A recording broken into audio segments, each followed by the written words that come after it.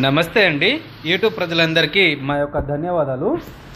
మనము ఈరోజు మరుగుమందు దేనివల్ల పెట్టుకోవాలి, మరుగుమందు అసలు ఉన్నదా లేదా, మరుగుమందు వల్ల ఉపయోగాలు ఏంటిది అనేది మనము ఈ వీడియోలో పూర్తిగా తెలుసుకుందామండి.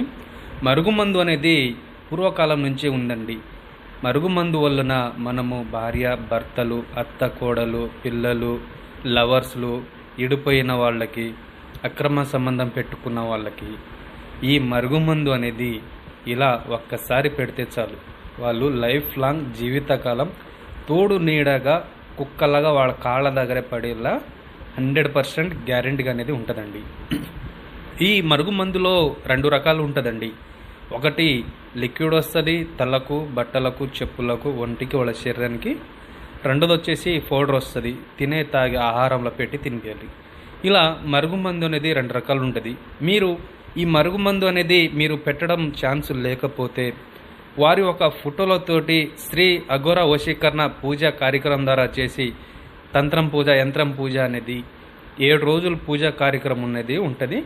మనకి 3వ రోజు నుంచి మార్పు వచ్చేలాగా మీ వశమై మీ